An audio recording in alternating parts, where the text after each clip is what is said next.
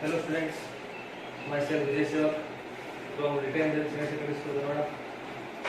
Last के video में हमने डिस्कस की थी ब्लड के बारे में, ब्लड का कंपोजिशन, फॉर्मेशन और उसके प्यूरिफिकेशन के बारे में, ओपन और क्लोज सर्कुलेशन के बारे में। आज की क्लास में हम डिस्कस करेंगे अपन ब्लड कॉर्पस्यूल्स या ब्लड सेल्स, इसके अंदर आरबीसी, डब्ल्यूबीसी और प्लेटलेट्स, इन तीनों के बारे में हमको एक एक करके डिस्कस करें। ठीक है, तो ज़्यादा बात नहीं करूंगा और सीधा पॉइंट पे आते हैं। तो हमारी आज की जो क्लास है उसको शुरू करते हैं। आज की जो क्लास है हमारी वो है आरबीसी। ठीक है, आरबीसी की फुल फॉर्म सबसे पहले तो रेड ब्लड, क्या इसको सेल्स बोलेंगे या कॉर्पस्यूल बोलेंगे? दो चीजें। यहां पर मैं क्वेश्चन मार्क लगा रहा हूं, इसको सेल्स बोलेंगे या कॉर्पस्यूल बोलेंगे? तो इसको बोलेंगे कॉर्पस्यूल।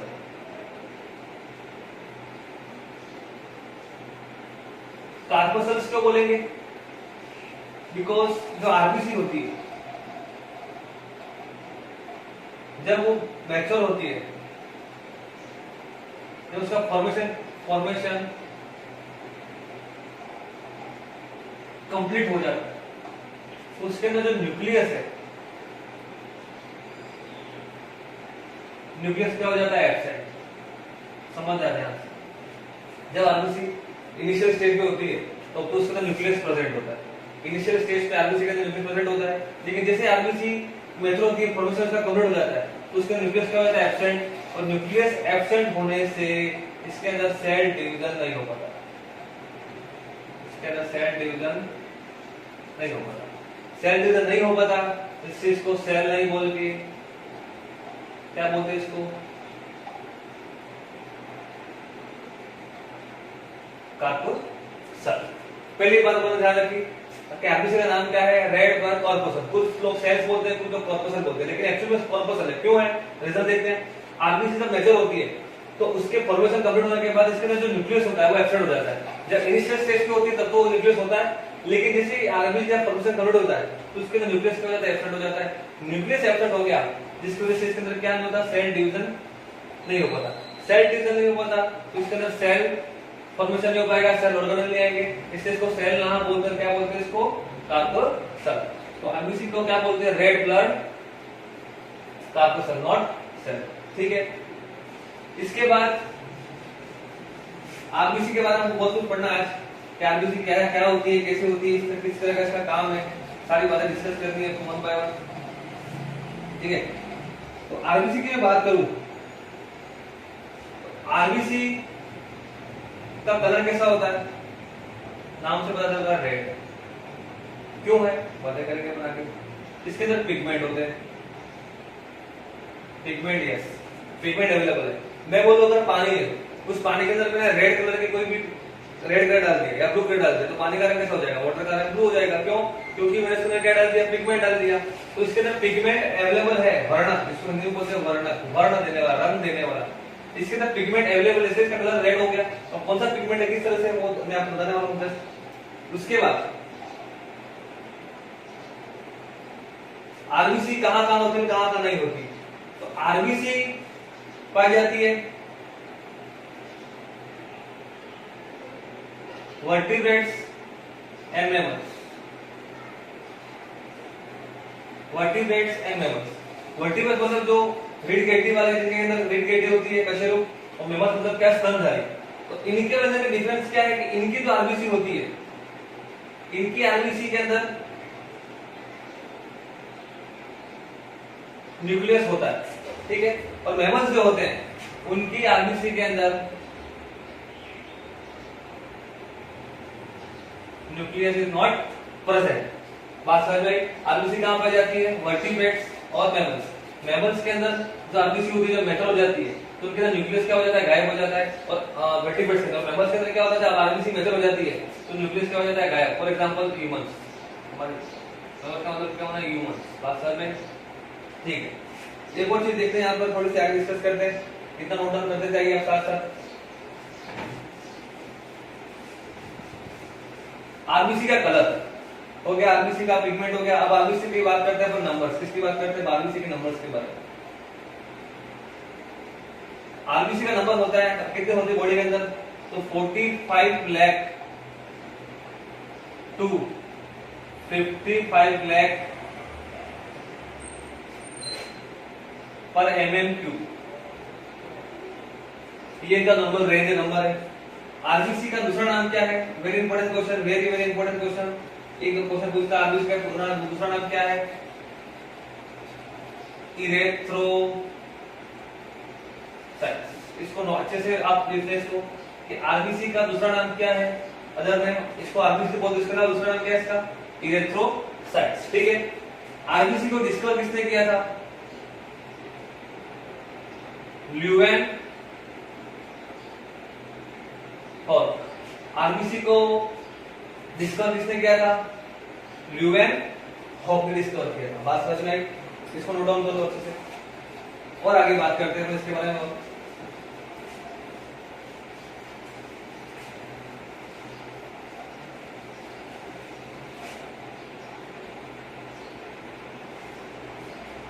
आरबीसी के फंक्शन देखते हो, इसके फंक्शन क्या है, रेड ब्लड, इसके फंक्शन देखते, फंक्शन क्या है, तो आरबीसी का मेन फंक्शन क्या है, exchange of O2 and CO2 and transportation, exchange transportation and exchange of O2 and CO2। ठीक है, अब ये कैसे होता है समझते हैं। मैंने लिखा ब्लड, ब्लड के अंदर क्या है, आरबीसी, आरबीसी के अंदर क्या है, हीमोग्लोबिन, एचबी, एचबी का मतलब क्या, हीमोग्लोबिन, और इस हीमोग्लोबिन के अंदर क्या है, एक मेटल है, इसका नाम क्या है, फेरस। बात समझ में, हीमोग्लोबिन क्या करता है, हीमोग्लोबिन क्या करता है समझते हैं। फॉर एग्जांपल ये आरबीसी, ठीक है, ये इसका हीमोग्लोबिन है। आरबीसी का एक्चुअल में कलर कैसा होता है, एक्चुअल कलर क्या होता है हीमोग्लोबिन का, ये होता है वायलेट। वायलेट का मतलब क्या, बैंगनी कलर का। कौन सा कलर, बैंगनी कलर। अब ये रेड कैसे होता है और ये ब्लू कैसे होता है समझते हैं। आरबीसी के साथ इस हीमोग्लोबिन ने क्या ऐड कर दिया, अपने साथ ऑक्सीजन ऐड कर दिया। हीमोग्लोबिन के साथ क्या ऐड हो गया, ऑक्सीजन ऐड हो गई। तो अभी आरबीसी के ऊपर, हीमोग्लोबिन के ऊपर कौन आ गया, ऑक्सीजन आ गई। क्या जुड़ा, ऑक्सीजन। तो अब इसका कलर कैसा हो जाएगा, रेड। क्यों रेड हो गया, क्योंकि आरबीसी के अंदर क्या था, हीमोग्लोबिन था, पिगमेंट था। इसने क्या किया, एक्सचेंज एंड ट्रांसपोर्टेशन, इसने क्या पकड़ लिया, O2 को कैप्चर कर लिया। O2 को कैप्चर करते क्या हो गया, इसका कलर कैसा हो गया, रेड। और इस प्रोसेस को हम क्या बोलेंगे, ऑक्सी हेमोग्लोबिन। समझ में, ऑक्सीजन का जुड़ना किसके साथ, हीमोग्लोबिन के साथ।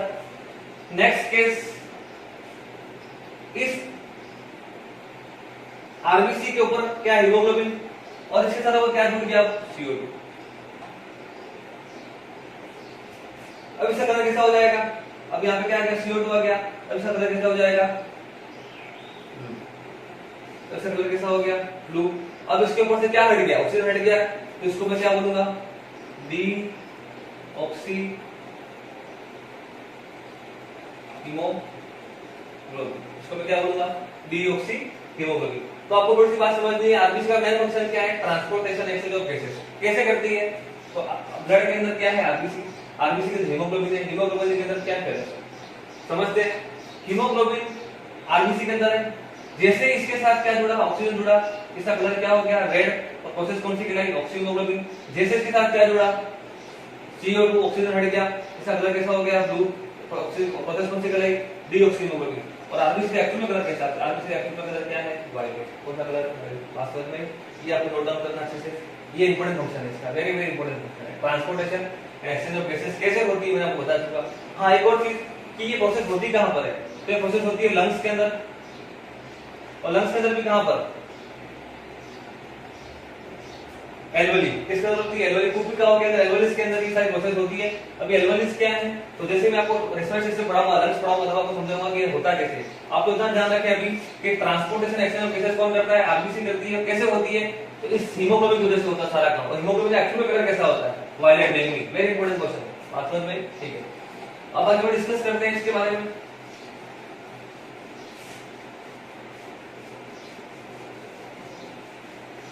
एक बहुत ही फेवरेट क्वेश्चन है बोर्ड एग्जाम के आपका कि आरबीसी का लाइफ स्पैन कितना होता है?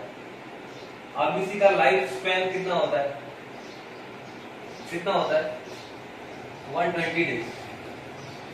मैक्सिमम इसकी रेंज कितनी मानी हमने? 90 टू 120 डेज। लेकिन आपके एग्जाम में क्वेश्चन आया क्या कर देता है? 120 डेज। ये कुछ फैक्चुअल डेटा है, आपको याद रखना है। दूसरी बात,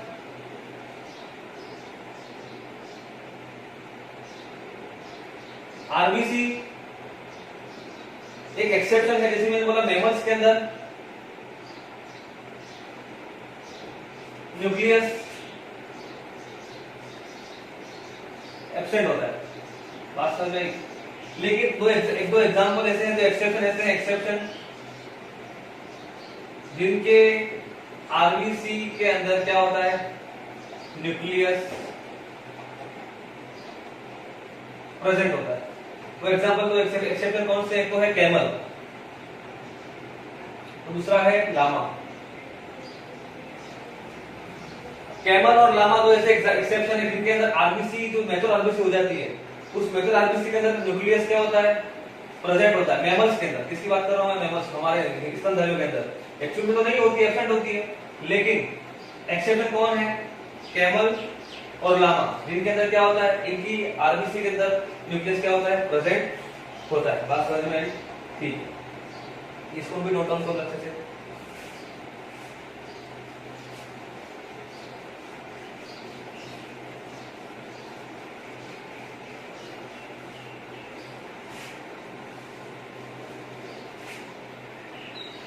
अब आरबीसी की कंसंट्रेशन इंक्रीज होने से या डिक्रीज होने से हमारी बॉडी के अंदर बहुत सारी डिजीज होती है। तो अगर मैं बात करूं आरबीसी का क्या हो गई? डिक्रीज हो गई। आरबीसी की क्या हो गई? कमी हो गई। तो कौन कौन सी डिजीज होती है? तो वेरी इंपॉर्टेंट 3 डिजीज हमारे पास है। सबसे पहली तो है एनीमिया। एनीमिया के 4 टाइप हैं। सिकल बहुत सारे एनीमिया, लेकिन हमको ध्यान रखना है एनीमिया ध्यान रखना है। दूसरा है सिकल सेल एनीमिया। दूसरा कौन सा है? Sickle cell anaemia. और तीसरी है हमारे पास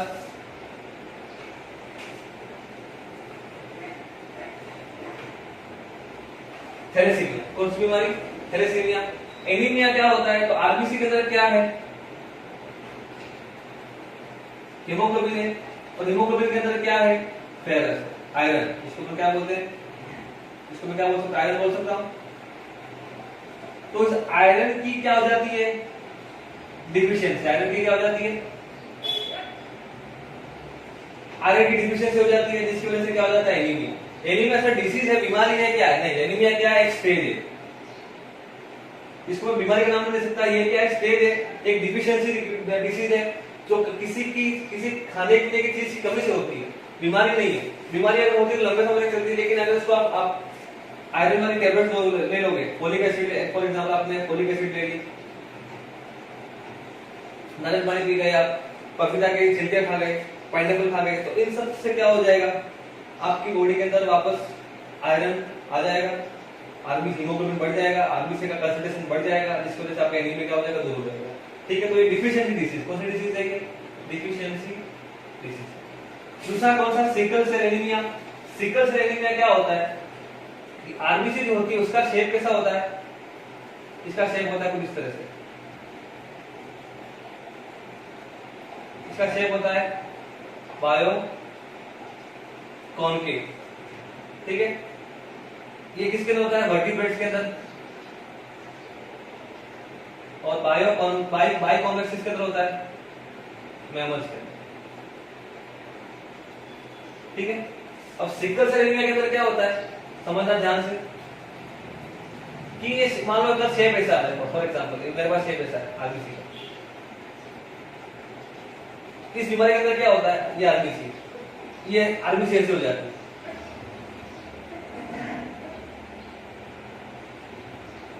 कुछ समझ में आ रहा है? आरबीसी का शेप वैसा था, कैसा हो गया, बिल्कुल मुड़ गई, इसका जो डायमीटर है वो साइज कम हो गया, डायमीटर कम हो गया। तो ये किसका शेप है, सिकल मतलब आता है हंसिया, घास काटने का हंसिया आता है, उसके शेप का हो जाता है, इसका नाम क्या हो गया, sickle cell anaemia. Sickle cell anaemia क्या होता है कि आरबीसी का जो शेप है, आरबीसी का जो आकार है, शेप है, वो क्या हो जाता है, चेंज हो जाता है। उस चेंज होने की वजह से क्या होता है, इसके अंदर एक बीमारी आती है। ठीक है, तीसरा इंपॉर्टेंट कौन सा है, थैलेसीमिया। ये कौन सी डिजीज है, तो ये जेनेटिकल डिजीज है। जेनेटिकल का मतलब क्या, ये आनुवंशिक बीमारी है जो आपको मदर फादर से मिलती है, बाकी किसी के टच करने से या किसी इन्फेक्शन पर्सन से नहीं आएगी, ये जेनेटिकली आएगी, मदर फादर से मिलेगी। कैसी होती है कि हमको पता है कि आरबीसी का लाइफ स्पैन कितना होता है, 120 डेज। आरबीसी का लाइफ स्पैन कितना होता है, 120 डेज। लेकिन इसके अंदर क्या होता है, जैसे मैंने बोला कि आपने रिचार्ज करवाया 200 रुपए का, और 200 रुपए की रिचार्ज की वैलिडिटी है 1 महीने में, और अगर वो रिचार्ज, वो जो प्लान है आपका 20 दिन तक खत्म हो जाए, तो आपकी तो जो लाइफ स्पैन था कम हो गया। तो आरबीसी का जो लाइफ स्पैन कितना दिन था, 120 दिन, वो सीधा घट के कितने दिन हो जाता है, 20 दिन। मतलब क्या हो गया, समझो 120 दिन तो चलनी चाहिए थी, वो कितने दिन चल रही है, 20 दिन। सीधा सा क्या हो गया, आरबीसी के नंबर्स में कम आ गई, आरबीसी का लाइफ स्पैन घट गया, तो क्या करना पड़ेगा, हमको अलग से क्या लेनी पड़ेगी, आरबीसी लेनी पड़ेगी। मतलब अलग से हमको क्या करना पड़ेगा, ब्लड ट्रांसफ्यूजन कराना पड़ेगा, और अलग से ब्लड ट्रांसफ्यूजन कराना पड़ेगा। मतलब क्या, हर 20 या 25 दिन के बाद हमको हमारे जुड़ेगी तो नया ब्लड लेना पड़ेगा। तो बहुत ही हेवी प्रोसेस है, और आदमी की डेथ हो सकती है इसमें, क्योंकि बार बार ब्लड ट्रांसफ्यूजन करवाएगा तो सीरीज वाले खर्चा ज्यादा हो जाएगा और कॉस्ट भी पड़ेगा, और उस पूरी तरह से उसका बॉडी वीकनेस आ जाएगी, और उसके बॉडी के अंदर आरबीसी नहीं बन पाएगी, इस वजह से क्या हो जाएगा, उसकी डेथ हो सकती है। ठीक है, तो ये 3 डिजीज आपको ध्यान रखनी है। पहले कौन सी है, एनीमिया, दूसरी कौन सी, सिकल सेल एनीमिया, तीसरी कौन सी, थैलेसीमिया। ये तो नोट डाउन करो अच्छे से।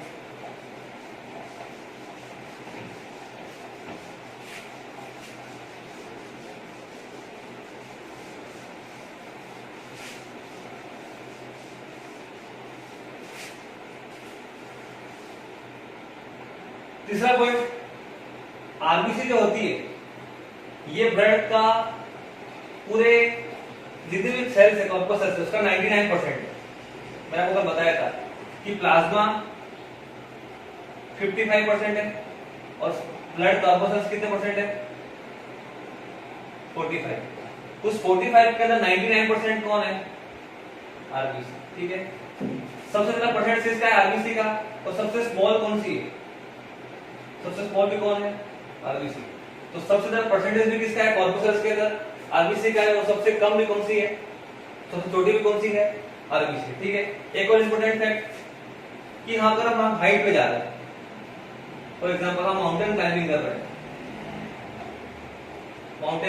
रहे हैं, या हम किसी हाइट पर जा रहे हैं, तो आरबीसी के नंबर के अंदर क्या होगा, क्वेश्चन मार्क। बहुत बार क्वेश्चन पूछता है बहुत अच्छे एग्जाम्स के अंदर कि कोई आदमी पहाड़ पर चढ़ रहा है या किसी ऊंचाई पर जा रहा है, तो उसके आरबीसी के नंबर्स के अंदर इंक्रीज हो गया है, डिक्रीज होगा, आरबीसी के नंबर बढ़ेंगे या घटेंगे। तो जैसे जैसे अपन ऊपर जाते हैं, हाइट बढ़ती है, तो क्या काम होता है, P-ATM। P-ATM का मतलब क्या, एटमॉस्फेरिक प्रेशर। जैसे जैसे हाइट बढ़ती है, एटमॉस्फेरिक प्रेशर क्या होता है, कम होता है, जिसकी वजह से आरबीसी के नंबर क्या होते हैं, बढ़ती है। इसकी वजह से क्या होता है, आरबीसी बढ़ती है। बात समझ में आई कि नहीं आई, ये आपको ध्यान रखना है। ठीक है, एक और इंपॉर्टेंट फैक्ट मैं आपको बता देता हूं आरबीसी के बारे में, जितना आपके एग्जाम में नहीं पूछा रहेगा पढ़ लो, ताकि कहीं ना कहीं काम आ जाए।